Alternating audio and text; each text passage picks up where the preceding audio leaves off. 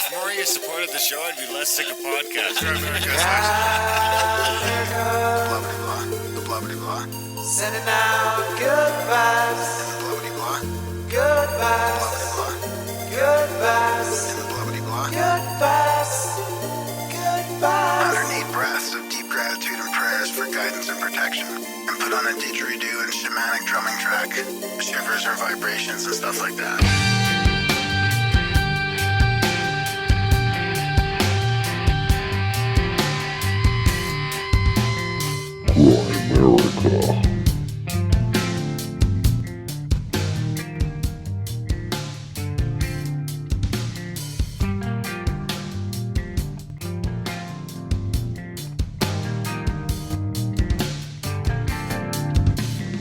Okay, guys, welcome back to the Grimerica Show. Coming at you this week with Jonathan 12 Hawks. I mean, 10 years in the making, 12 years in the making since the original. I swear it's the Mike Hawk episode with Len Caston. People can check and see if I'm right or not, but I think that is the intro with the infamous Graham Hawk synchro, which starts off a whole trail of trouble. On that note, we have everybody's favorite podcaster here, Graham Synchro Dunlop. Well, it might have gone back to, I mean, you said it was 10 years in the making, but it could be 20. I mean, I was in that library in Vancouver when, I mean, I talk about it in the episode with him, but some guy's like, oh, he hands me this like audiobook. CDs. It was back when the CDs, it was like, here's a booklet of CDs here. You got to listen to this book, The Traveler. And that was it, man. So that was like kind of a viral book, you know, kind of in a way dystopian, but turned into a series of cool, like techno magic kind of international intrigue series of books. That's just my own like ad-libbed description right there, but yeah, it's pretty cool. So is it like insert disc 2? Oh yeah, and I would burn my audio. So I was listening to audiobooks. I'd go to the library, go through all these things. I'd get the books, I'd put them in the computer, download them to the iPod, and listen to them on the iPod. You're way ahead of your time. I mean, it's amazing you didn't have a podcast sooner. I mean, honestly, you should be way ahead of the curve on Dude, I even narrated the big book of Alcoholics Anonymous and the 12 steps and 12 traditions into a little digital recorder, and then transferred that on my iPod so I could listen to the big book. I do. We should release it for posterity's sake. It wasn't like edited or anything. It was real rough. That's all right. I'll edit it. Nah, I won't. I might end up sober. Yeah, anyway, we could do back. I booked my. It might ruin your drinking. Don't listen to that. It'll ruin your drinking. I did have a martini since I've been back from the island. Oh, wow. Well, I mentioned I had to go out to that stupid dinner downtown. So what are you going to do? You know, you're kind of at a bar in that scenario. And I was like, you know what? They got the same martini I've been drinking on Easter Island. And the thing is the same price. Almost exactly. I bet if you did all the conversion, it's almost exactly the same price. Except I'm pretty sure mine was pretty watered down comparatively. But, or they just have a heavy pour on the island. It's hard to say. But, I mean, there's no comparison. The one on the island was way better. It's just the coffee. That's the thing I miss most about South America. Even in Santiago, the coffee was mint. Yeah, it was good. Anything you're going to find here, just by nature of like that shit's got to be, I don't know how fresh it is. Some of it's got to be super fresh compared to here. It seems way fresher. I don't know what they're doing different, but the coffee was great everywhere, which I guess would spill over into the espresso martini. And on that, I was going to mention in that, well, we locked in the dates for the next Easter Island with Alejandro, which I think you're going to love because it's Easter on Easter Island. Oh, that's good. Yeah, that's good. It's April 12th to 20th, 2028. So people can check that out. Contact@thecabin.com. But I was booking my flights for Serpent Mound, and they're not great. To be honest, they're not like you would nothing to be excited about. But after flying all the way to Easter Island and back, I'm like, 4 hours, that's fucking nothing. 4 and 2, that's nothing, man. So I could do that standing on my head. I was looking from here. It's terrible. I think that's why, one of the reasons why I'm just going solo. It's like, oh my God, like I can't just, from Regina, Saskatoon, just getting to Columbus was a pain. Like, I'm like, there's no direct, I was going to even drive across the border to like Minot or Fargo and take a direct flight. And there's nothing. You have to drive all the way to Minneapolis, probably. Yeah. And then you still got to fucking like bounce around. How far is Minneapolis from you? I'll check. That's not a bad idea, but I think it's pretty far because we drove that. It's probably 14 hours, I would say. Ooh. And then it's probably, because I swear that I seen a flight that went through Minneapolis. Yeah, they do. Yeah. Because that's where that's where the direct Regina flight. See, that's where I'm going to have to go from Regina to Minneapolis, I think. But then when I was thinking about suggesting it to you, because I thought about you. I was like, oh, Graham's thinking about driving. I should let him know we could fly from Minneapolis. But then I was thinking about the time we drove to Minneapolis, and I was like, man, that was a fucking far drive to Minneapolis. So that's going to be a long drive. So I get the sense it's going to be like 18-hour drive for you, I bet. Yeah. And then you still got to fly. And the worst part is going to be after the weekend.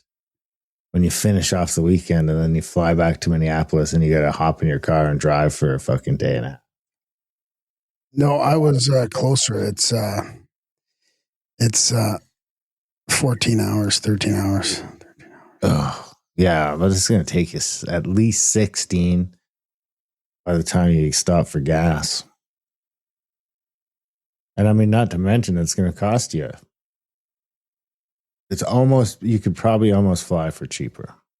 It'll cost me $200 in gas. Probably. If you're by yourself, it's almost cheaper to fly. Yeah. Sometimes now. Yeah. As soon as you get the main rub is that you can fit 2, 3, 4, 5 people in a car and it still costs you the same amount for fuel. But like the flights, when I brought Mom out this last time, I think it was like around $300 return. And it's like, I couldn't drive to Winnipeg and back for $300. There's not, maybe if I had a little 4-cylinder car and I drove pretty slow, but I don't even know. I mean, I haven't done it in a while, but I remember it being a few $100, like at least, it's going to take me at least 2 tanks to get to Winnipeg. So that's at least, that's almost $400 right there. At today's prices. I'm looking at almost $1,000 to drive to Winnipeg and back. So cheaper to fly. If you're by yourself. So what, you're going to fly then? So you got like probably. I don't know. I mean, I still don't know, but probably, I'll probably fly from Regina. Because it's 20 hours to Serpentine? Yeah, more than that. That's too much. Yeah, well, that's good. Let me know where you're flying. I'm going through Montreal on the way there. That's the problem. I was like, had to go to Toronto, I think, because the problem is I don't want to wait. Like I need to get there at a decent time, right? I can't just get there in the middle of the night or whatever. So then I'm wasting a whole extra day. Unless they go on the 18th. Yeah, I see what you mean. Anyways, we'll figure it out. I'll figure it out. Yeah, well, anyway, I go to Montreal there. And then on the way back, I'm through Toronto. Yeah. Which aren't short flights. I mean, those are 4.5 hours. Well, that's what I'm saying is what's so frustrating with the flying these days. You got to go all over the place to get to your destination. You're flying way out of your way. Instead of just going down there, straight there, you got to go way over to the east and then down. My other 2 options were, so I had one through Boston, one through New York, one through Atlanta, and one through Orlando. Can you imagine flying all the way to Florida? I can't do it just on principle. Like I gotta fly like 2 hours past my destination, then come back. Fly right over top of it, probably. Hey, look, there it is. There's a Serpentine. See you in a while. Yeah, I can't see. I think Kyle had to do that last time. Fly over us in Duck Creek or something, so he could turn around to all the way to. I forget where we were, but he had to fly to San Francisco and back. I was like, God, that's crazy, but. You seem to think it's they've done their homework, but I think the airlines are. Oh yeah, they've done their homework, man. There's, you think the giant fucking machine hasn't just crunched those numbers. It might not even be a lot. It might be like fucking 1%. Here's the thing. Like I always said, I'll pay an extra 5. I'll pay an extra 10%. Charge you an extra $50 a ticket or whatever it is, $80 a ticket, but take like 10% of the seats out of the plane, redistribute them accordingly. So now, I've got room to stretch out. I got, that I'll pay. If they don't even have to try that hard to make it a little bit better, but it seems like they're probably going to go in the opposite direction where in economy, we're going to have to stand up and then first class will get even better. They should just come up with a thing where they just knock you out and lie you in a coffin type thing. Stack them in there, like drawers, knock you out, and just wake you up when you get there. Like that Seinfeld where Kramer was fucking putting Chinaman in his dresser. Yeah. You just get there. It might as well just be like space travel, like a sci-fi thing where you come out of your soma and you're there. Let's just soma me to my next destination, please. You don't want the airlines being in charge of your consciousness. No, I know. Just put it. Asking for trouble. Just put my consciousness somewhere else in a computer somewhere, store it for a bit, just get my body out cold. And then. It does look like. Geez, now we're getting into 12 Hawks' new book. I've never got, I don't fly. I get to fly business class once in a blue moon because I think the thing is on these short flights around the North America, sometimes you get it where it's by the time because now it's like check, here's your price. Unless, you want to bring a carry-on bag? No, that's extra, bro. You have another bag too? Oh, that's extra too, bro. Oh, now you want to pick your seat, you greedy bastard. Oh, it's all a la carte. It's ridiculous. Everything's an add-on. But, from what I can see, it looks like first class has come a long way since I was, first started flying. Like, it was always just, and I might be naive on this because all of my, younger flying has all been, in Canada. So it was never, a super long hauler. But I remember them always just having, nicer, bigger seats. And less of them, and more lag room, and better service. They didn't have a fucking pod with a little thing that closes, and you can lie down in it. And did they have all that all the time? No, of course not. But they don't. They only have that on certain flights too. They're not. It seems like the pod's taken over. On the long flights or whatever. But it seems like all the ones that have the extra rows in them now have the pods in the front. Yeah. You give me a pod, dude. Yeah, we can fly anywhere. I'm good. That's what I'm saying. Give me the Soma pod. No, I don't. Maybe that's just an option. There's a little mask that comes down. You can gas yourself out. You gas yourself out, and the flight attendant comes by and puts the mask away and tucks you in. And automatically calls her, gas yourself. So she comes and brings a blanket, tucks you in.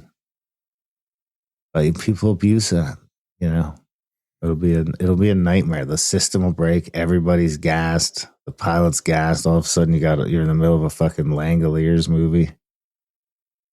Remember that shit? Yeah. I was thinking of it because someone was talking about on the trip about the Stephen King airport movie, and I automatically went to the Langoliers. But I think you mentioned Tommyknockers. I don't even know if I've seen that one. I didn't mention Tommyknockers, I don't think. Did someone else? Is that about an airport too? I don't know.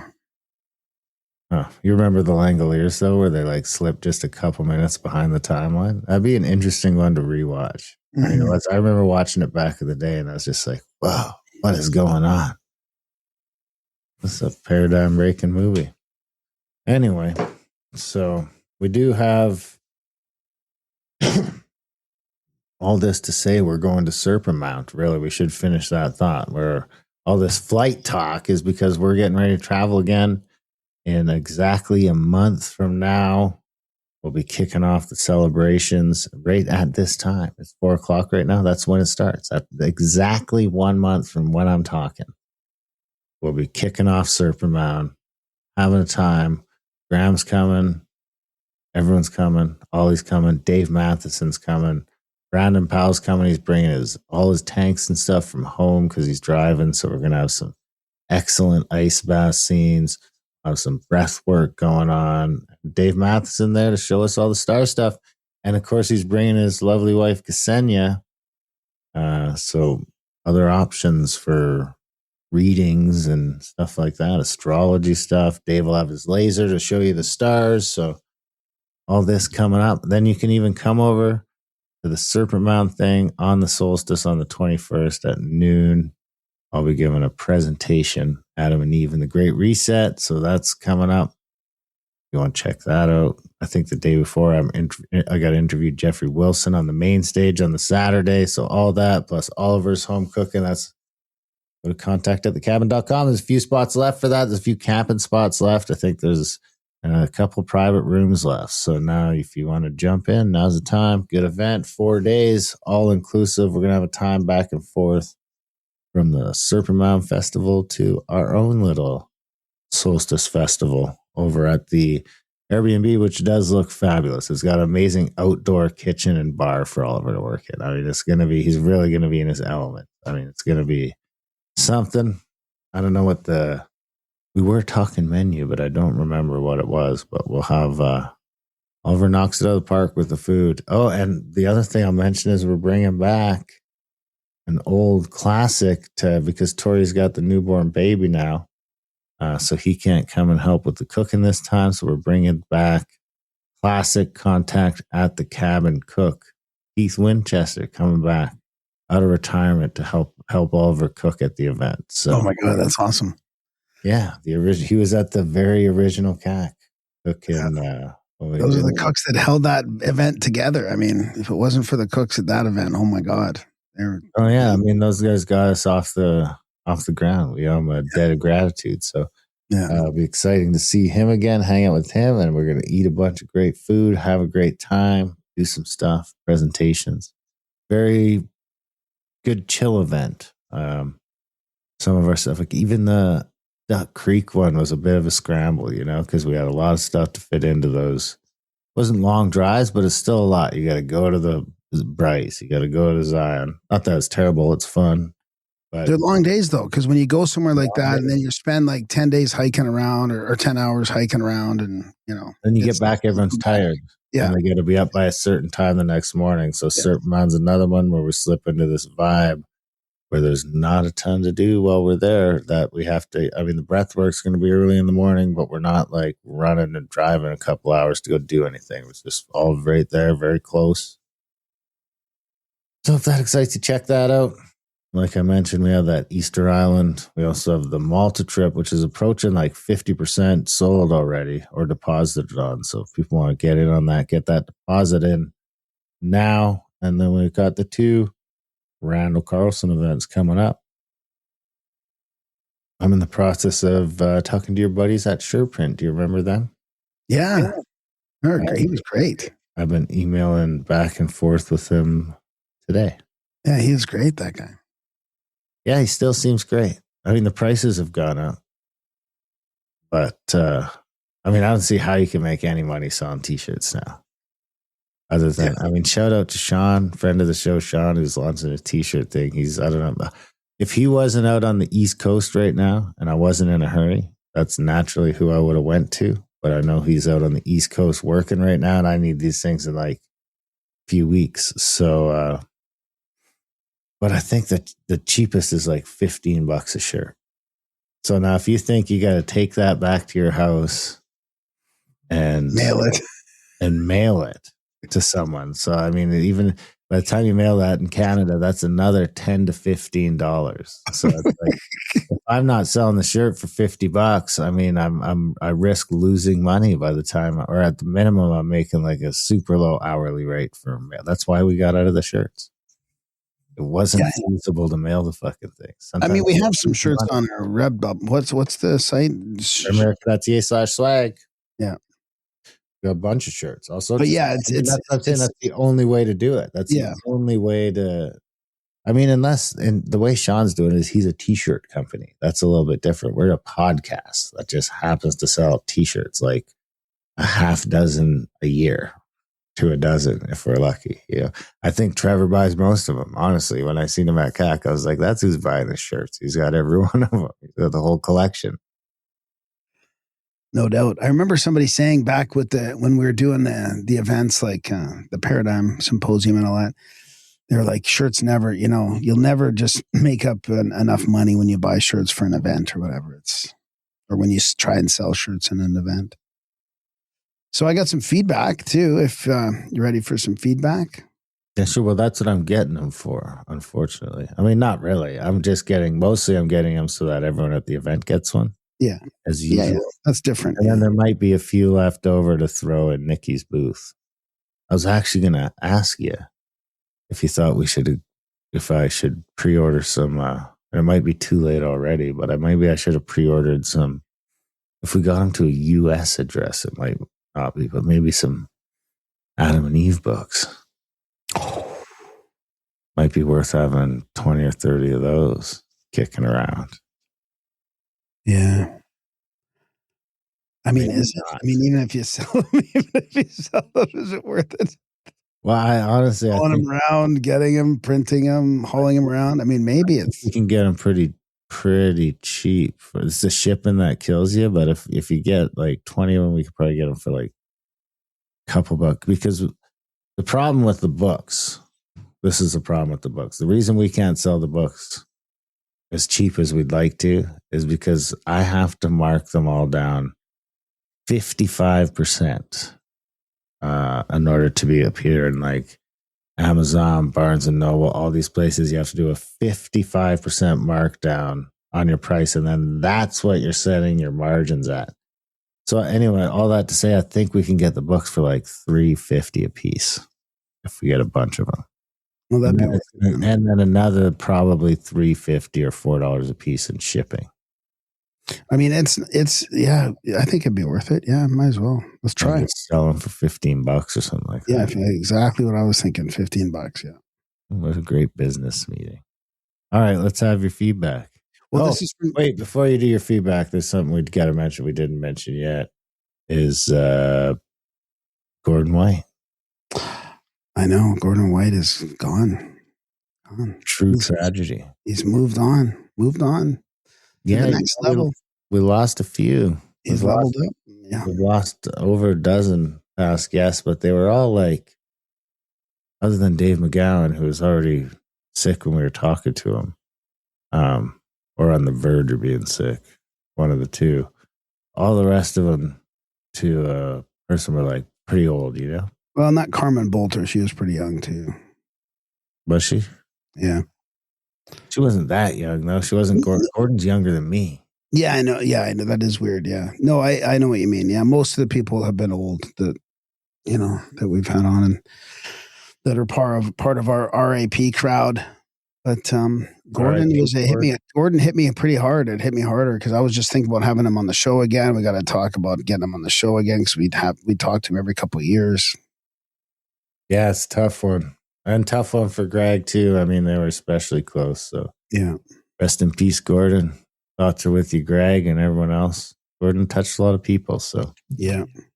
All right, give us the feedback. Because here's the thing. I got no new supporters to mention this week. No one-time donations to mention. I don't know what to say other than support the show. Grimerica.ca/support. I know it's tough times out there.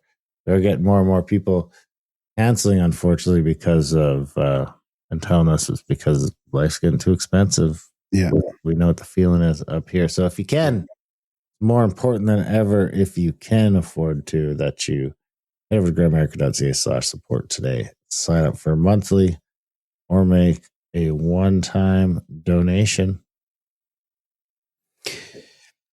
Look, man, I think we've done a pretty good string of episodes. We've had like Avatil Levy on about, families, Scott Crichton about the Giza hoax, the pyramid stuff, Dr. Edith Ubuntu Chan, and we've got 12 Hawks next. And then after this, we've got the monk Run Yu. I probably pronounced it wrong. Amazing episode with him too. Ethical Skeptic we just recorded with is coming up. I mean, this is like a massive string of amazing episodes. And this one was, this feedback was from Dr. Edith Ubuntu Chan. Man, this lady's energy was so energetic and cute. You guys both asked great questions and were so dialed in. Amazing interview, man. So that's just from somebody that listens to the show for a while. Shane, thanks for the feedback. And just felt like, you know, it was that good that they needed to email in. So I appreciate that. And I have a synchronicity from a longtime friend of the show, listener. Ooh, really? From Gary. Gary. Yeah. Gary, Probably Gary that'll be at the Serpent Mound. interesting. I don't think he's fully committed yet, but rumor is he's coming. Here's a synchronicity for you. Over the winter, I went through a really rough stretch mentally and spent well over a month in a really, really dark place. My wife had just come back from a Joe Dispenza meditation workshop, and I decided to start meditating too. Joe Dispenza is pretty amazing, actually. Recently, I shifted away from those teachings towards something that feels more aligned with me personally. I came across, so I guess he's decided to do then more recently he shifted away. He came across the word moksha and started looking into its meaning, which led me to symbols connecting to it, one being the Enzo circle. Turns out it's the exact same symbol I've had tattooed on my shoulder for probably 10 years. I originally got it simply because I liked how balanced and meaningful it looked. But at the time, I had no idea what it actually represented. Nuts, man. As always, love the show and proud to support it. Best, Gary. So thanks, Gary. That's, I love that. Imagine getting a symbol and then you're resonated to look up this word and all the meanings 10 years later after meditating and then you find out. I think you would have done that before you got the symbol. No, because it's just fun. It's just, you know, it's just a symbol. Like look at all your tattoos. I'm sure you don't know the meaning of all those. I mean, geez. No, I know the music notes. It reminds me of that one synchronicity that was like one of our best ever was a guy working for the movies or whatever. Remember when he went to what do you call that when you try out for something? Audition. And this really weird like movie with the main star or one of the people that he was auditioning for. I don't know if it was the main star, but the actor that he was auditioning for had these two weird tattoos, like a barcode and some other weird tattoo. And he went to the audition and he had both those tattoos already. Do you remember that one? That's a good one. You know, Laird Scranton had a good one too. Yeah. I do remember that. I had one today, just after our episode with Ethical Skeptic. Did you? I was going to send you the picture. I want a good skull for my synchronicity. Well, give it to us. Might give it to me. Hang on. I'm just waiting for that. Wow. Ooh, yeah. So we're talking about pole shifts constantly on the show with Ethical Skeptic, right? And all that. It was the topic of the show. Yeah. So then I pop open this book I'm reading. I'm reading part 2 of The Last Man by Shelley. It's an apocalyptic book. And out of the blue, it's like, not so far as you may suppose, observed a little old astronomer named Merivale. The poles proceed slowly but securely. In 100,000 years, we shall all be underground, said Ryland. Response. The pole of the earth will coincide with the pole of the ecliptic, continued the astronomer, and universal spring will be produced and earth will become a paradise. So it just came out of the blue, this stuff about the pole shift in this book that I'm reading. Well, hopefully it will be a paradise. Yeah. You should have saved that for the Ethical Skeptic episode. It was after the episode. I know, but I mean the intro for it. The intro for it. Oh, no, it's too long. Too long. This happened today. This happened a couple hours ago. So. All right. Well, support the show, you guys, so that we can read your note next week. America.ca/support. Sign up for a monthly or make a one-time donation if you are getting some value from our little podcast over here. Tell your friends about it. Share it. Spin it around. All that sort of stuff. Most of all, do you have a bio? Yeah, John 12 Hawks is the author of the New York Times bestseller, The Traveler, the first book in a trilogy that includes The Dark River and The Golden City, the Fourth Realm trilogy that's been translated into 25 languages. Known as JTH by his readers, Hawkes followed the trilogy with Spark, a standalone novel and a nonfiction book, Against Authority, Freedom and the Rise of the Surveillance States. His readers have been translated this ebook into multiple languages. For more than 20 years, he's deliberately lived an anonymous life to show his resistance to the continual government and corporate attack on privacy. He has discussed his life choices in a published essay, Writing as the Sky Rains Death. He worked as a war correspondent, turned to fiction to understand a fractured reality. Like several of his characters, he has lived in London, New York, Paris, and Berlin. So he's been around, and he's got a Substack. Now I'm just going to go over the Substack is substack.com at John12Hawks. There's a link to his book, Penguin Random House book, in the show notes. John12Hawks.com as well will also get you there. And I'm going to just read a thing about the book. It's really a cool book. And Scott Brick, one of the most famous narrators, narrates it. The same narrator he had 20 years ago for his Traveler book.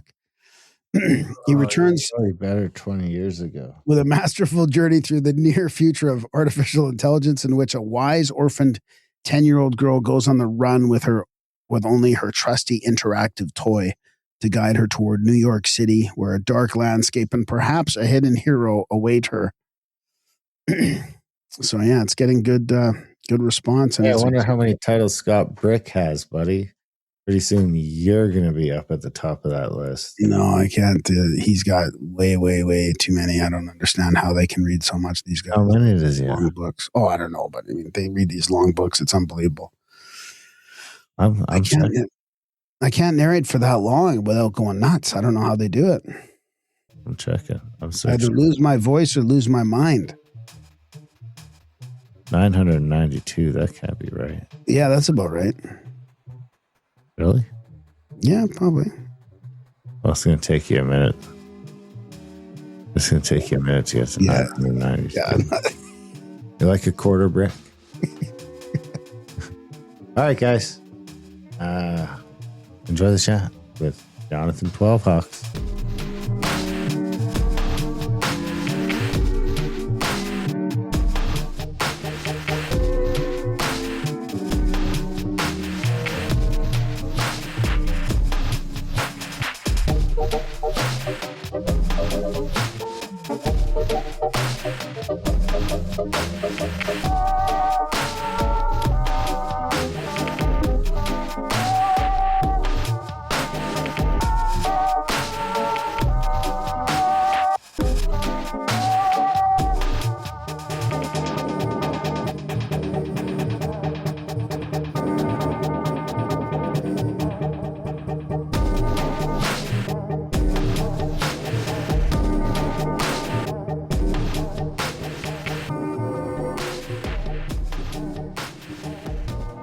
Well, we're here with John 12 Hawks. I've been looking forward to this for years. John, thanks for joining us. It's an absolute pleasure to talk to you both. And I'm glad that you got back from Easter Island. Yeah. Well, it was a bit weird going out there in the middle of the Pacific, like literally in the middle. Like it's the third most remote island in the world. So it was pretty weird. Oh. But I've been thinking about doing this chat for many years because, I mean, we're going to get into the launch of Certainty. I'm looking forward to hearing what you have to say about that. I just listened to it. It was a great book, a super fun read. It did remind me a little bit about your older stuff. And that's what I've been anxious to talk to you because I had an experience. So I want to just talk a little bit about your fame from the earlier book series that you did. I was in a library in Vancouver. So this would have been 20 years ago. Right. And some guy handed me, I mean, maybe it was you, I don't know, but some guy handed me The Traveler. Right. And I was renting audiobooks. So this was back when I rented the CDs and then I would go home and put them on my iPod and then bring them back to the library. So I listened to The Traveler. So that was Scott Brick, the narrator back then 20 years ago. And he also narrated Certainty. Wonderful narrator. Absolutely wonderful. Yeah. So it was, It was pretty interesting listening to all your books back then, and now 20 years later, you came out with another one. But you've had stuff in between, and then I've got another synchronicity story to tell about your stuff too. But that was interesting. The first, I guess it was a trilogy, right? The fourth round books, right? And that became a standalone book called Spark, which is about a guy who thinks that he's dead. He has something called Cotard syndrome, and because he thinks he's dead, he has no fear, which means he can become a perfect assassin. And because he's already dead, he can't be killed. So that book is about what is the human being, what makes us human, what makes us worthy of walking on this earth, basically. So yeah. And then, so what was your experience like after The Traveler kind of getting? I mean, you must have got pretty famous or a little popular then. And did you decide to go live off grid or something like that? Did you kind of stay anonymous? No, I mean, I basically made a choice. The Traveler and the trilogy was about the end of privacy in our digital world and the introduction of corporations and also governments basically using surveillance for means of political control. It seemed to be the essence of hypocrisy to say that in my writing and not illustrate that in my own behavior. Okay. So what would you think about a guy who's saying, well, privacy's over with, but let me tell you about my childhood. Well, it was fiction. I mean, it was fiction. So, well, I basically believe what it is. So I made that choice. I thought people would recognize it. What was odd is that in that opening year, I was basically roundly condemned by everybody. Wow. Because I did something very non-American, which is that I turned down fame. And there's an awful lot of writers out there who's going, well, it's a marketing ploy or something like that. It's changed. In the last 20 years, it's entirely changed. People have now accepted it. And there's a very different view of writers making choices or artists making choices. A crucial element of this is for the artist Banksy, who I have met several times. His identity was revealed, as was the real identity of the Italian writer Elena Ferrante. In both cases, the journalist who did the revelation felt everyone's going to love us because we figured out this clue. They were roundly condemned. Everybody basically told them to fuck off because if this person had made a choice about their life, why do you get to go around against their will and explain their birth name? So yeah, the attitude has changed radically, I think. Well, what about 20 years later, the predictions that you made? I mean, not that you made predictions, but you outlined sort of a surveillance society. And for me, it reminded me, and I don't know if it's your novel that reminded me of the UK or the UK that reminded me of your novel. Right. But all the CCTV footage like that the UK seemed to be a little bit ahead. And I can't remember if you were writing about that being the potential or if it's the other way around for me. But. It was just beginning when I was writing the book. I was living in London for part of the time, and there were these advertisements on the tube with a picture of a CCTV camera, and then underneath for the words "safe beneath watchful eyes." Oh my God! I really started to get kind of pissed off by this. I said, who are the eyes? How do I know they're watchful? And maybe I don't really want them watching me. Okay. So, it's, I'm actually, I think, one of the few writers that have actually predicted something which is almost 90% come true. So what can I say?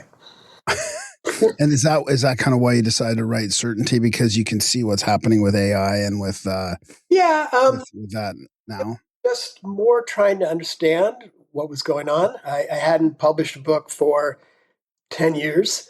There's two different reasons behind that. I mean, people always say, publishers say, editors say, agents say, we really want to get your next book. We really want to read your next book. That turns out to be not true. What they really want is to read your next good book. Okay, so I feel very responsible and connected to my readers. I really wanted to give them something which was a good book, but I also needed to understand this new world of AI that was starting. And I talked to a lot of people, some of them experts in their field, trying to understand this world that we are now in right now, and which is extremely significant for the future of human beings, I think. Yeah. Yeah. Can you unpack that a little bit? Because from where I'm sitting, it seems like we kind of have two roads in front of us, and maybe it's been the same two roads we've always had, but it's like, in my personal experience, at least, it's like some people are using some of these tools to make themselves better, to find autonomy, to create value in the world, and they're being rewarded for it. And other people are using it to, find new porn or fake porn, or, it's this sort of these scales that sort of, you can use it for either, with this sort of underlying roll towards tyranny in the background that seems to be harder and harder to pull apart from just the general human experience. It seems just like what we like to do. Maybe we don't like to do it, but that seems to be what we do throughout history. So I guess if the question would be, do these tools give us a better opportunity to because it seems like they A, give us a better opportunity to push back against those mechanisms, and B, also give those mechanisms a more powerful way to operate? I am not a neo-Luddite. The technology is here, and I actually use it. The technology described in the book already exists. What's changing is how much authority we give that new technology. Okay, so most people don't experience this as control; they experience it as convenience. All right. What fiction lets you do, and the reason why I wrote the novel, is that you can watch the consequences play out in terms of what happens with the characters. Instead of arguing about this or saying, well, I use AI for this and it's good, I push things a bit forward, and so try not to make a judgment call. Just try to show you how it affects different people's lives. I think the book has one of the first realistic scenes of one of the characters uses a sex bot. There's a chapter where he goes and meets up with a sex bot. I know way too much about sex bots, how they work, where they come from, and everything involved with them. So I do the research, I have a character, I follow that character into like a situation, and rather than arguing about tech is good or tech is bad, I try to show what the human implications of it are. The control thing is a good point, because I was looking at that in real time yesterday. Is something that people don't understand, is these models are being messed with in the background. Like when I was trying to look at some hantavirus or whatever it is stuff yesterday, like my model shut down in the middle of it for a safety protocol and was like, we can't fucking talk about this right now. And I know why we can't talk about it right now. It's because they've just put this block in place until they can figure out the coding on the back end to what's acceptable and what's not to disseminate to the public. So, and oddly enough, it's you two guys should be the ones talking about it right now, because you're able to communicate to a lot of other people, okay? And it's just who's controlling access to information, and how is that information shaped, perhaps. And which information warrants controlling. Absolutely correct, Aaron. That's the entire point. So the new novel Certainty is not a Luddite novel, but it's about the human experience in a variety of different ways. One of the things I would say every single thing described in the new novel either exists now or will probably exist within the next 5 years. One thing which is mentioned is that the people in the book have gone through a horrible pandemic. And what is now occurring in real life now is that people miss a person who has died, and you can hire services that will give you a holograph of the person who died, who will use recordings of that person's voice so you can hear the person's voice when you come home. You can talk to your dead mother if you want to. And okay, there's nothing wrong with that, but what are the human implications of that? That's what a fiction writer and novelist can do.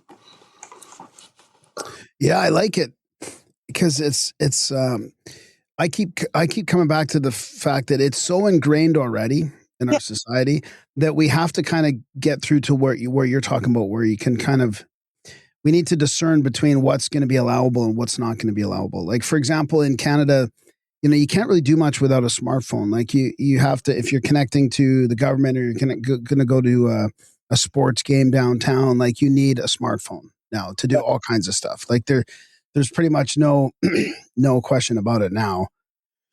So I think we have to reach a point where we become okay with the digital environment and they know where the boundaries are with controlling us and all that. I don't know if we can ever get there, but to me, it seems like we have to go through some stuff to get to that other side. So what kind of drives me crazy is that you two guys, and I would also say also your listeners, are attuned to what the change is and to what's actually going on. But if you look and see, at least in America, what kinds of stories and characters writers are doing for fiction, it's basically about the adultery of the upper middle class. Okay, I mean, all these major changes are going on, and I don't see an awful lot of writers trying to confront as to how should we regard this? How should we act? Is it good? Is it bad? What should we feel about it? Parts of the book are actually playful. Kate, a 10-year-old girl who has these long conversations with an AI stuffed harp seal, encounters this guy who lives out in the woods in a cabin. He's lonely, so he's purchased software, AI software, and a vest. He's put it on his 3 dogs so he can talk to his dogs and have a conversation with his dogs.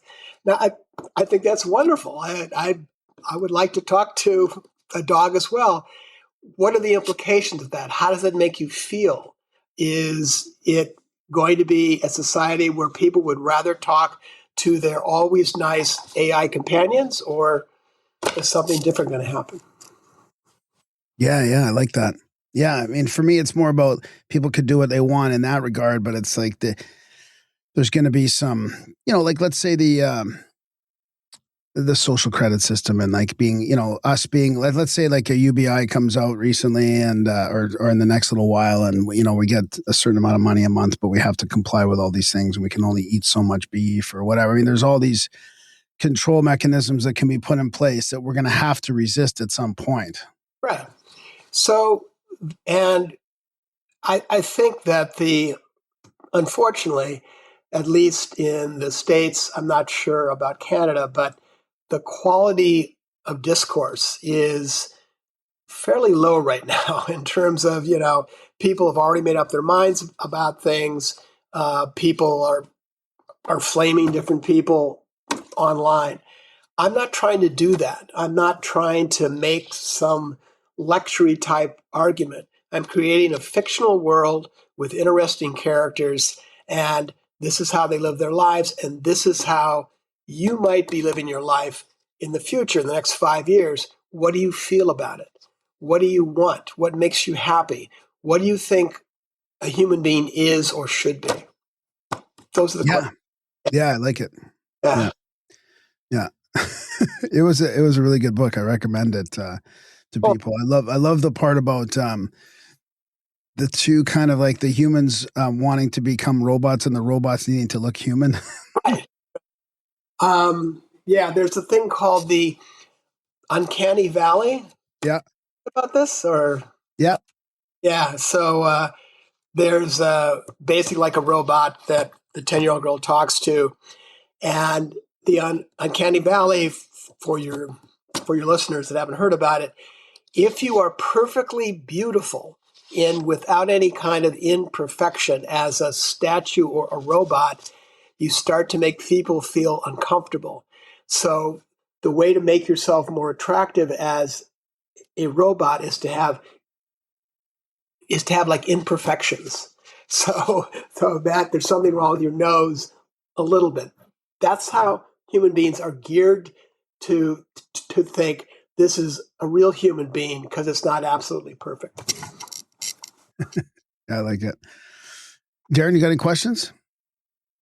Well, I'm kind of curious as to where you see what are the sort of options out in front of us and which ones you think are the most prevalent right now.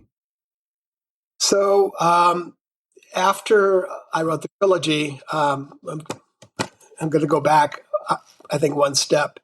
I wrote a free nonfiction book called Against Authority, Freedom and the Rise of the Surveillance States. This book has been translated into 5 different languages. It's gotten me into a lot of trouble.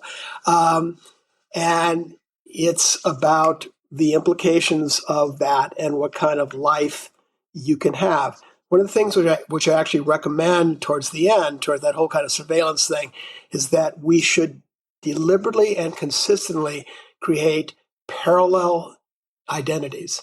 An identity for the internet, an identity for watching porn. I think people already do this already, but to be organized about it and be conscious of what we are showing and what we decided not to show other people. So that's about like surveillance. As far as AI goes, it's you need to figure out what enables you to be the self that is authentic to you, okay? And if AI gives you the tools to do that, to be more who Darren is or more who Graham is, more Grahamness, okay, then it's a good thing. But when AI starts to influence the way you are and starts to influence your behavior, how you see things, how you talk, how to react to other people, that's where the danger comes. You have to be conscious of what your choices are as a human being. Is that a new danger? Because it seems to me like most of the problems through history are kind of based on that same emulation. Just it hasn't been a robot. It's just been some other asshole that turns out to be full of problems. It's the same. It's the exact. That's a very astute comment.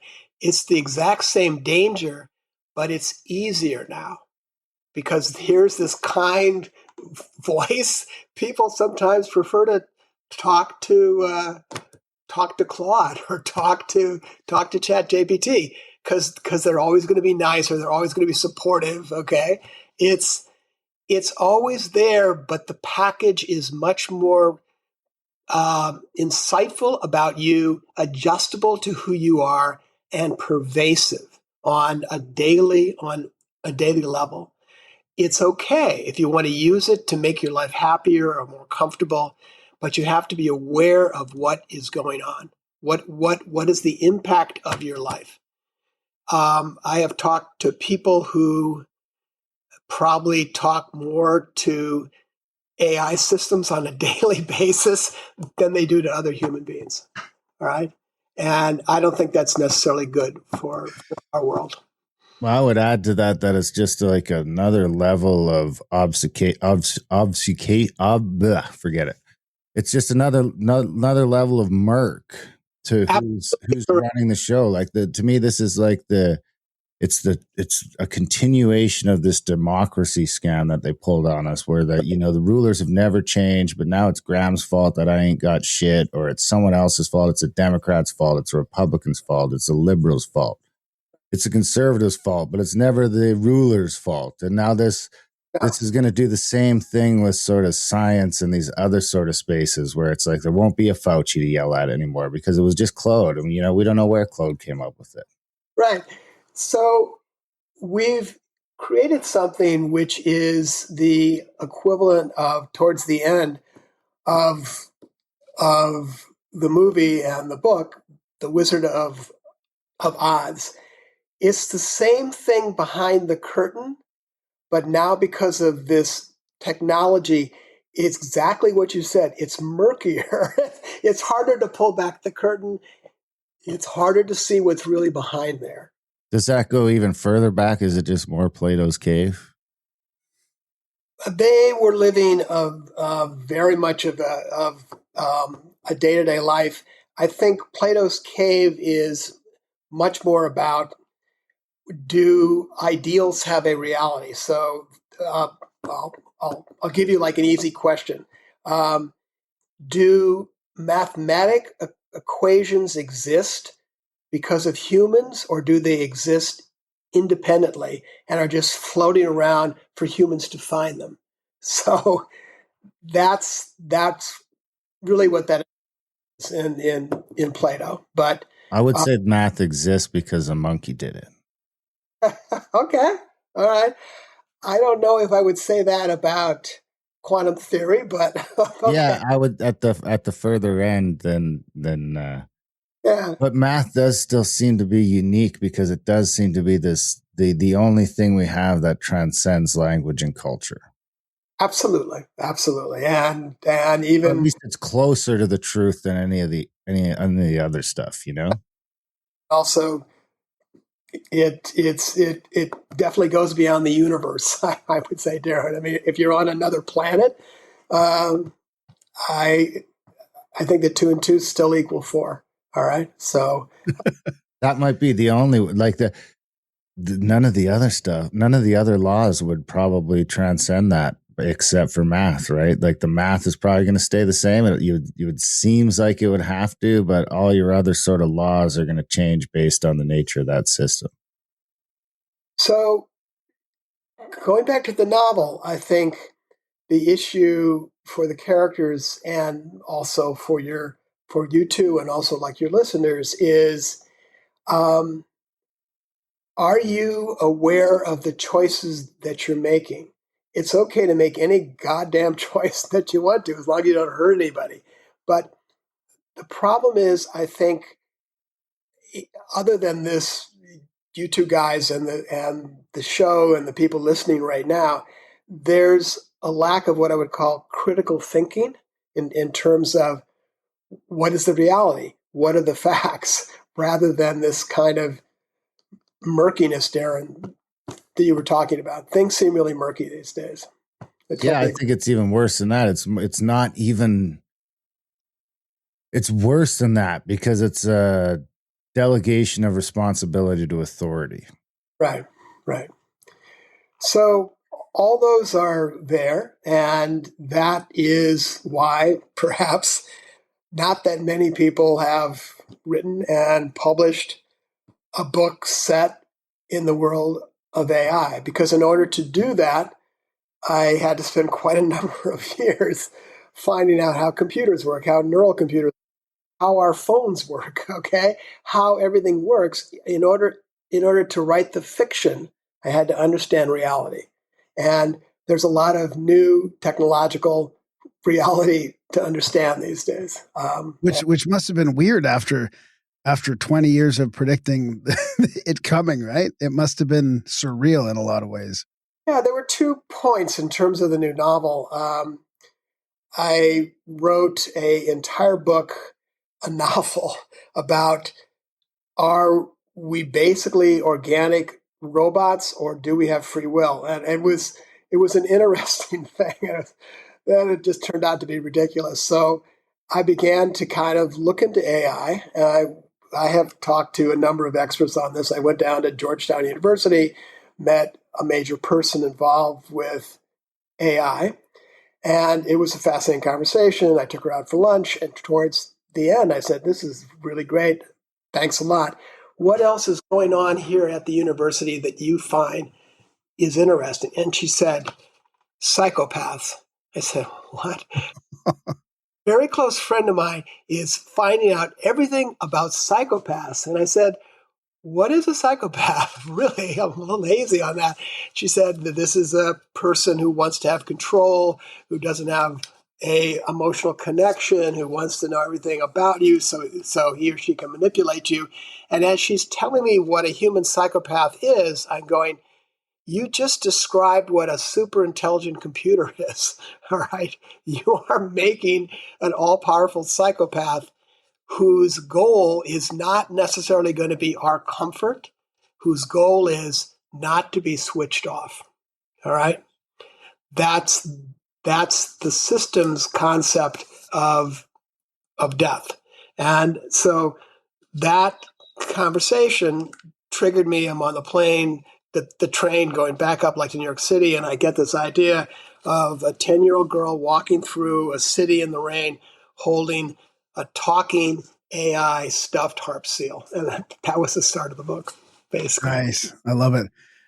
I do want to I want to circle back to the part you mentioned about parallel identities, because to be honest, it's a bit shocking, because I think, I don't know, I'd like to know what Darren says too, but I think I've been doing the opposite of that. I've been trying to be authentic on the podcast, but not to be like, someone different online than in real life, right? Trying to be one sort of person. So that's a bit of a hard concept for me to sort of realize I probably need to start separating this out, I don't know.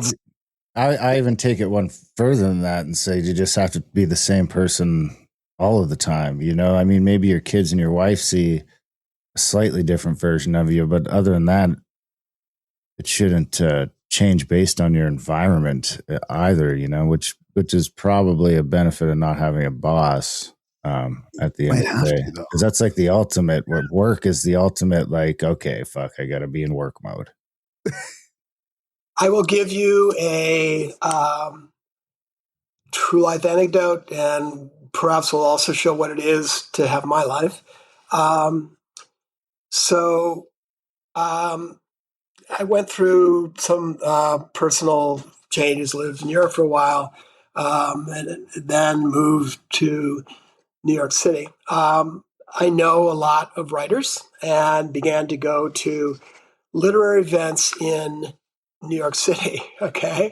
And I couldn't help it. Sometimes I would look around the room and realize I had published more books, 1.5 million, than every single writer in that room combined for their entire life, okay?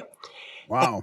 And yet, okay, people would meet me and would just assume, well, I happen to read about him in the New York Times. He must be nothing. And the little acts of this kind of petty snobbery and bullshit made me think that we don't really know, Darren. We don't really know the secret lives that other people have. We don't really know what's really going on. And that was like a weekly encounter, usually, of that people don't know who you really are, what you really want, and what you're capable of in a positive way. My kids saw it as my ritual Buddhist expression of ego destruction in order to go to these literary parties, because I would really just have to stop wanting to kind of shout at us, "You guys know shit about anything." But of course I didn't do that. So there you go.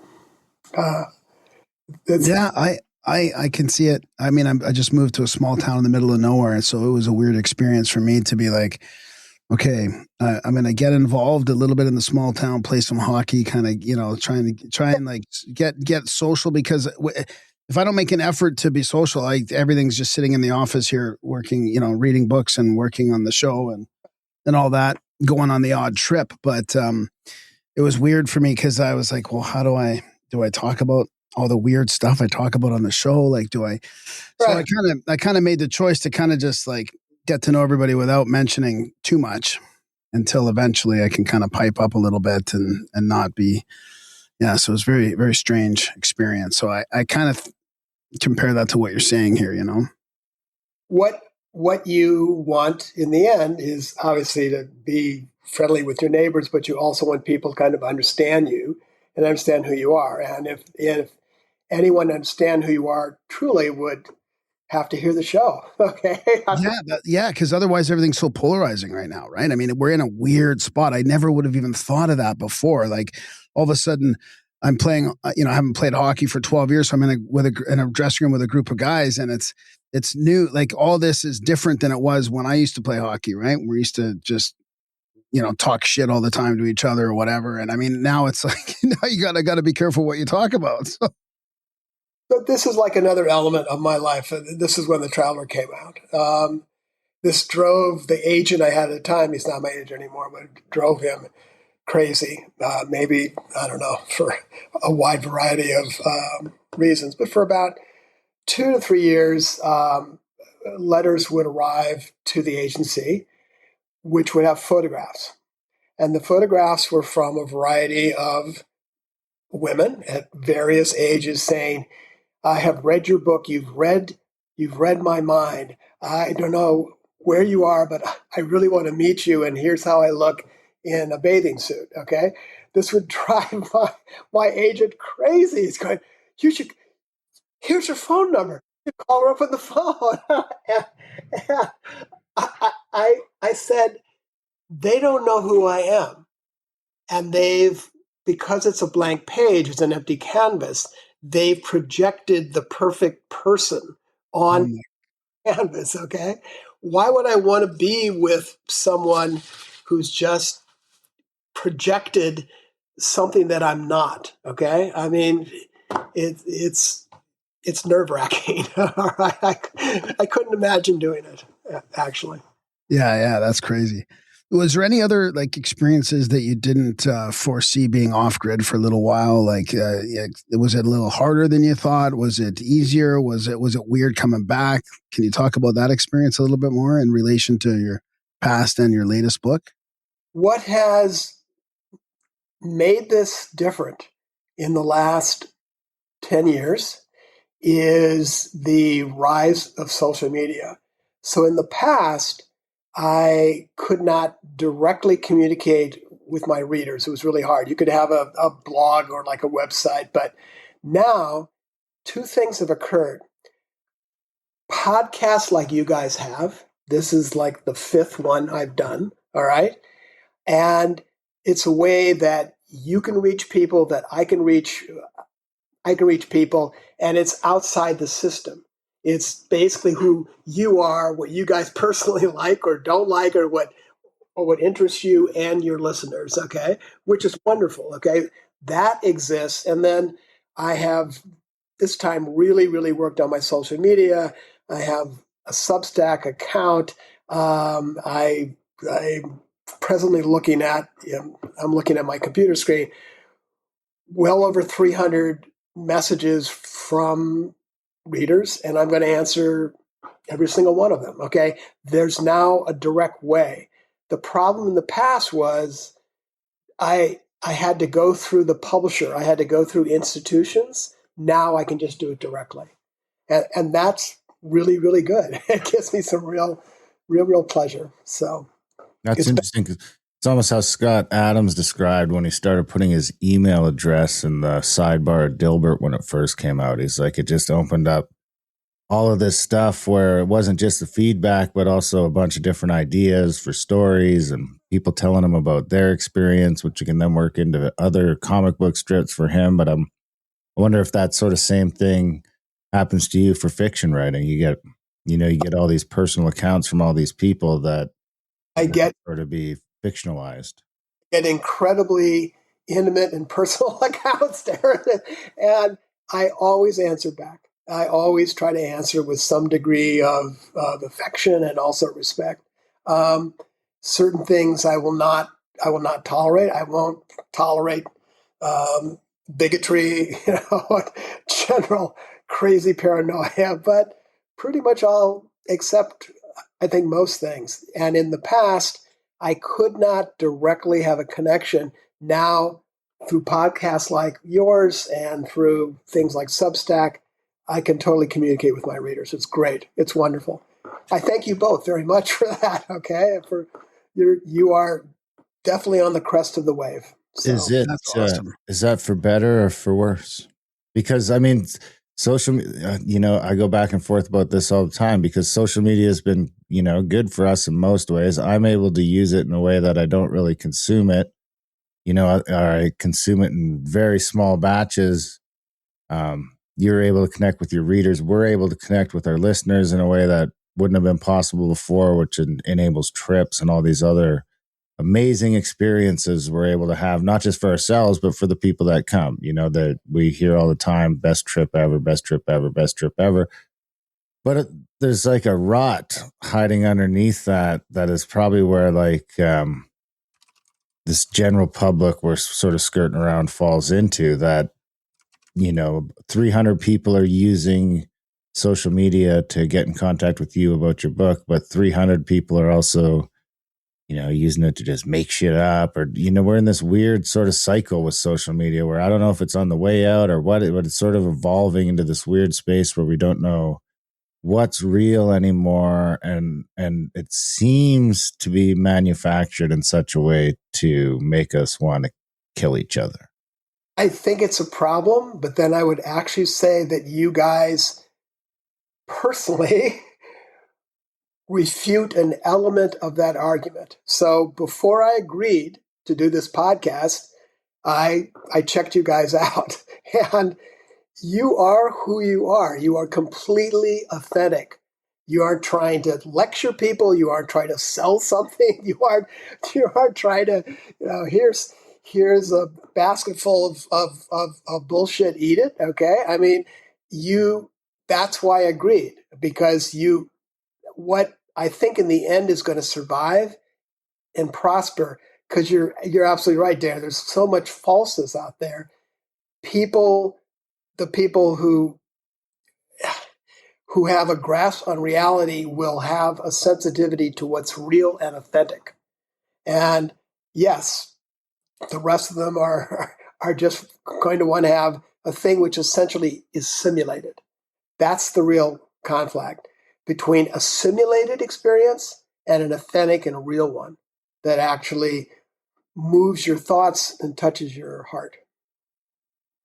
That's interesting. Well, thank you, first of all. Yeah, we appreciate that. To hear you say, because that's sort of what we noticed on our trips is that, at this point, we're not even selling the trips are sort of selling themselves, because what we've sort of cultivated is spaces for people to take this sort of podcasting listener relationship into the real world, where then they can, suddenly be at some location, not just there though, they're also there with like 30 people that they can say anything to. We could talk about A, B, or C, or X, Y, and Z, and nobody's going to take it personally or get offended, whether they agree with it or not. They're just going to sort of work through it. It's almost like a safety in a way, where you can go there and you can just sort of like, everything sort of just loosens up a little bit. You're sort of releasing tension you didn't even know you were holding. Right. So that's it. I mean, we, in essence, have like the same goal. I hope that some people listening to this are actually going to read the book. And I hope that they get a feeling that I'm not trying to sell anything. I don't have a political or some kind of weird philosophical view. I'm just trying to show what our current reality is leading us to, and what the human element of that is. And that's all that you can really do. You can help people stay in contact with who they really are and what they really care about. I love it. Yeah, and your type of book is to me one of the best, that where it's fiction, but it's based on a reality. Like in fact, like you've done so much research that you can tell that it feels fantastic, but it feels like it's a year away. It's really fascinating. So that's what it is. And exactly like what is up with you guys, what they always want if you've had a hit is, why can't you write your last book? That's like, no, the world's changed, okay? I've changed, you've changed. You guys are different in the last 5 years, okay? Yeah. Just because of the experiences you have had, all right? So I'm constantly trying to challenge myself. I just wrote the text for my first graphic novel, all 3 books. I'm interviewing illustrators. Spark, the standalone novel, was optioned by the producer that won Best Picture Academy Award for Oppenheimer. I'm working with him about how a film would be. And these are new skills I have to learn, a new world that I have to learn. And sometimes it makes me uncomfortable to kind of do all this, but it's good. It's good to be pushed out of your little whatever and challenge yourself, okay? Just to maybe see something different, accept something. Yeah, totally. I love it. Okay, I want to mention. I was just reading that quote the other day. I forget who it's by, but it's like, if you find yourself the smartest person in the room, you're in the wrong room. I completely and totally agree. That's part of the reason I left my day job, is because it was like, I mean, it wasn't completely my decision, but I had been sort of contemplating it for a year and complaining to Graham constantly about this. It's like, man, I'm 40 years old and I'm in a room full of people that I don't feel like I'm learning anymore. The everything is sort of capped off. And I just, I don't feel comfortable being the smartest person in some of these meetings because I'm not supposed to be. There's this whole layer of, and I'm not that smart, just to toot my own horn. I wasn't like the best in the business at what I was doing or anything. I was just proficient at it.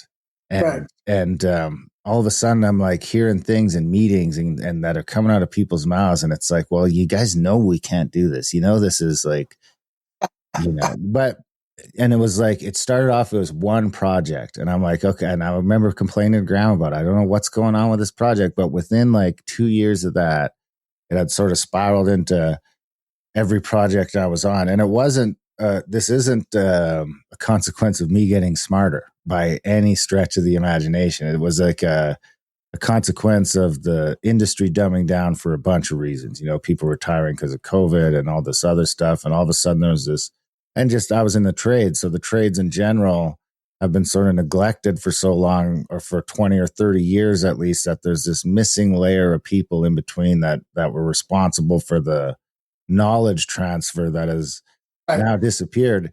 And now my concern at being out of industry is I can almost see that in every industry at different, like I think the construction industry, because of sort of the push against blue collar work for decades, where we weren't pushing kids to be mechanics or tradesmen or plumbers or all this sorts of stuff, which at the end of the day, ironically turned out to be the most resilient jobs, but we weren't doing it. So I think it was sort of, exasperated a little bit compared to the rest of the world, but it really seems like I can see that same sort of, it's almost an Ayn Randian sort of rot creeping in from all sorts of angles right now. And it's like, I don't know what's going to happen. I don't even know if there's a question there.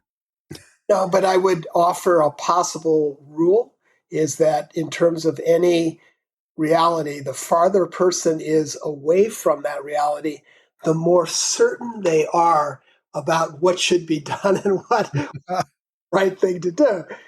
And it's one of the few bio details I have revealed is that I was a very active war correspondent for actually quite a few years, covered major wars. Okay. And as you were talking, Darren, I remember this thing. I had a call from an editor. The editor's in London. The editor says, there's a lot of fighting up in this town called Goma. It's up in eastern Congo. I just looked at a map. Why don't you drive up there and see what's going on? I'm going, do you realize I'll get killed if I do that? No, it's an easy road. You just go straight up there.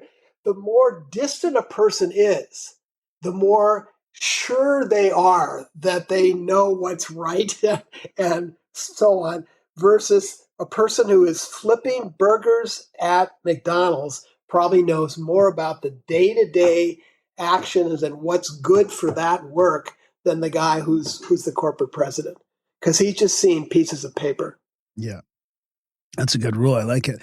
I want to mention before, because I'll never forgive myself if I don't tell you about the synchronicity that we had with you many years ago. So we used to talk about listener synchronicities, like listeners would send in their synchronicities to us. And then sometimes we would talk, like Darren would actually rate them. Like we had a whole sort of meme going on about synchronicity. So, and you were involved in one, not, unknowingly, but just with your books and stuff. So I think it was, I'm trying to remember what happened, but it was partly to do with hawks. So I was riding my bike in this huge park in Calgary, and I saw this red-tailed hawk, and it let me ride up right beside it, and it just stared at me in the eyes as I looked by. And I was talking to Darren on the show about this, and what happened after that was I started researching what hawk it was, and then somehow I think I was listening to one of your books. It might have been, maybe it was like the Golden City or something, and I had switched from I think this is what happened, but it was something very similar. I switched from my headphones of listening to your book, and I started listening in the car to The Synchronicity Key by David Wilcock. And as soon as I turned it on, he mentioned your name in the book. Like it was like Jonathan 12 Hawks. And I was like, what are the chances that like I went from all this hawk research and all this stuff, and then I go in from listening to you to going into the Synchronicity Kid, and he just mentions it right away. That's kind of like a rough summary. I haven't talked about this for so long, but it was pretty cool. So we are then closely connected, because why I named myself Troll Fox, it was a real experience. I was walking through a forest. I accidentally stumbled on a hawk's nesting site of red-tailed hawks. And wow. In order to defend their nest, they began to fly around my head so close that the tips of the wings of one of them brushed against my forehead, okay? And that was such a powerful experience. I mean, if I had been a indigenous person, I would have instantly changed my name to Troll Fox. I had to wait a decade or so, and then I decided to come up with a name. I picked John because that was my brother-in-law, and 12 Hawks because I'd had that experience. So. Oh, wow. That's awesome. Yeah. I don't think I ever knew that story about your hawks. That's awesome. Yeah. Wow. It's a compounding synchro. What are you working on now? So as I said, the two current projects, one is a graphic novel, which is set in the world of people I've now hung out with way too. A three-part graphic novel involving the central character is a young crime scene cleaner, okay, who goes to the scenes of horrible murders and cleans them up, and suddenly realizes he's able to sense when people are going to die or not, okay? And so that's the story I'm thinking of. It's more mythological, but it's been awfully fun to kind of. I love it. We just had a crime scene cleaner come to me to come on the show. It is like, what? A crime scene cleaner and organ. Just some weird stuff. It fits very much in with what you're talking about there. What was what was the second thing you were going to? Second project. Currently working with the film. Yeah, right. Based upon Spark. There you have to somewhat leave your ego at the door, because a film is a group project with the director. I'm working with another screenwriter, and it's just like, okay, well, what works? Okay. It's remarkable that there's a lot of Hollywood films that involve violence. They don't know shit about violence. I mean, it's just astonishing to me. Okay. I mean, I do because of the war correspondent thing. So I've had to explain all of these different things. I mean, they come up with like a Hollywood violence, and it's like, no, it isn't like that. Here, I'll tell you like a war correspondent story. This is what real violence is like. I'm in Kampala. There was a civil war after Idi Amin fled. There's a shootout between the police and the army in the middle of the city.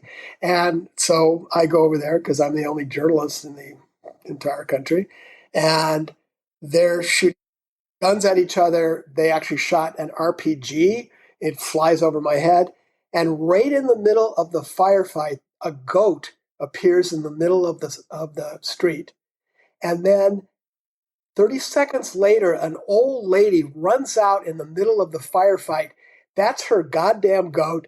That's what she gets milk from. And she's going to take that goat. And it's like she grabs the goat. The goat's trying to get away because the goat's scared. Guns are going everywhere. There comes another RPG, whizzes over her head. That's what real violence is. It's not choreographed. It's like shit happens. It's chaotic. Yeah. And you just react to it. So. Wow. That's awesome. So is Certainty, is a sequel to Certainty coming at all, or? I will see. Many people have asked to see what's going to happen to Kate, the 10-year-old, and will Zeno, the talking AI, will they come back? And it was interesting. On Tuesday, got a call from a producer. There's a lot of people who call themselves producers, which really aren't, okay? And he connected by my agent, and he said, I just want to do a series about the two of them.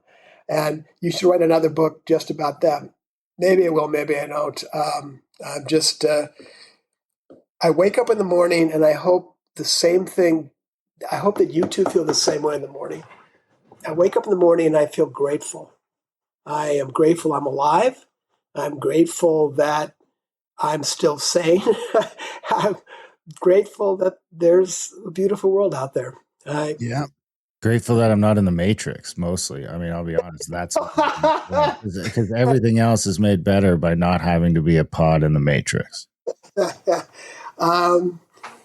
It isn't the fact you take the blue pill or the red pill, Darren. It's the fact whatever you take, you're not aware of it. Okay?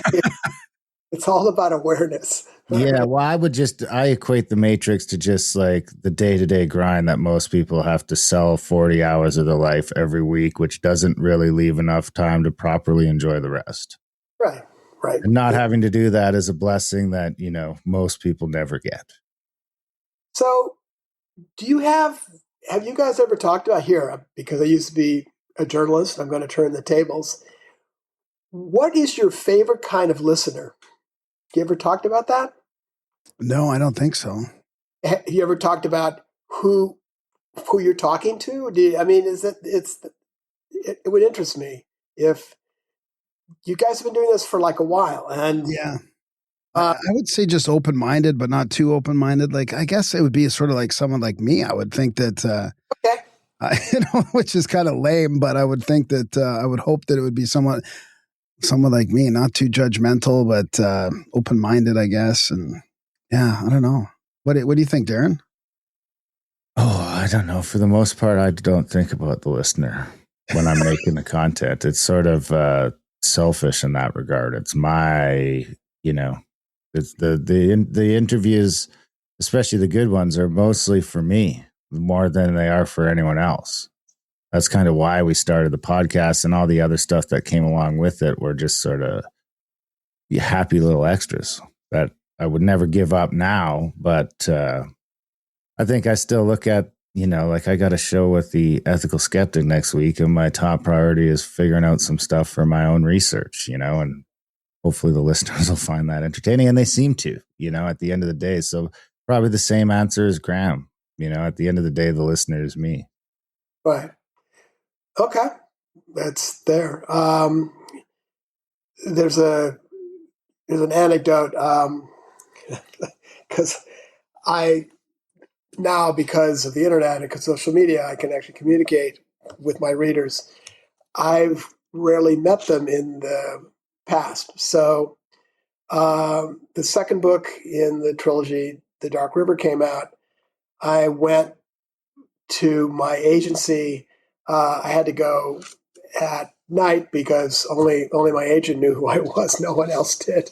And he gave me the Danish and the Portuguese edition of the Traveler. So I'm carrying those in a messenger bag. And I go back home on the subway. And all of a sudden, right in front of me is this beautiful young woman. And she's reading The Traveler. No way. And I could have gone, hey, I'm John Hawkes. And I could have proved it on the spot. I'm like, who the hell would walk around New York with a Danish edition of these books in a messenger bag?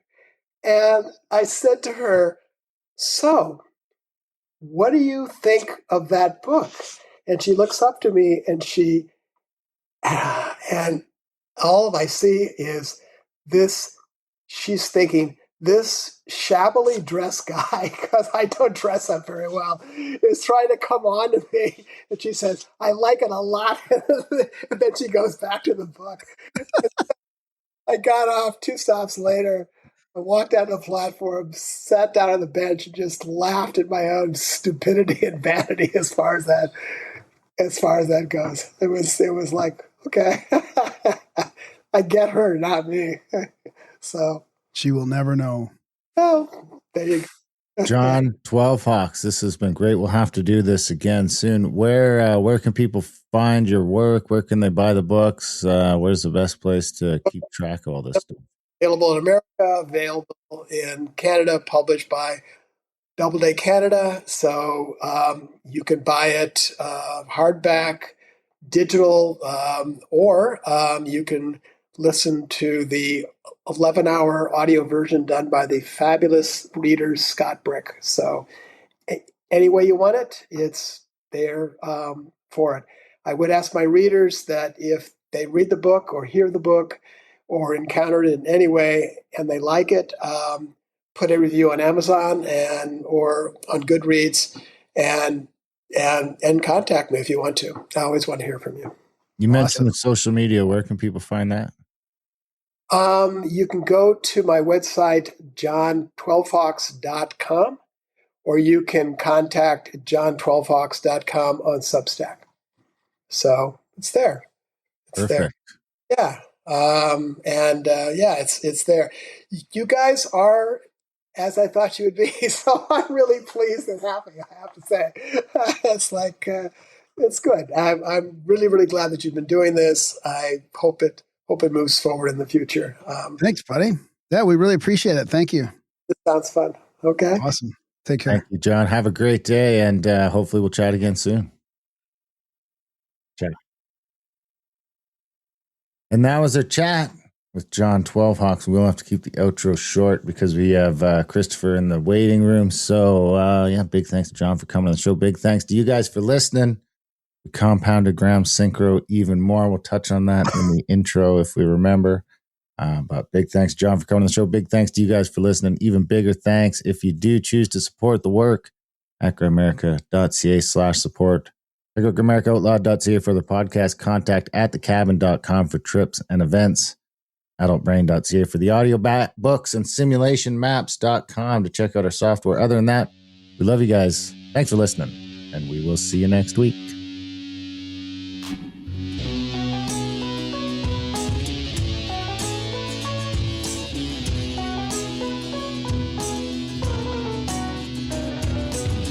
Your mind's on fire, all the color red in a blue lagoon. In a storm in Bermuda, you've dive bombed into a seashell swoon. Maybe your easiest dreams make sweet perfume.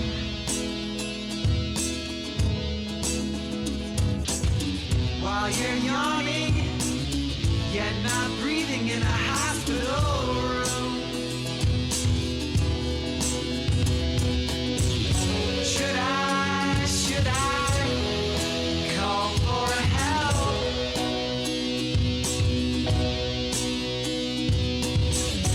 We are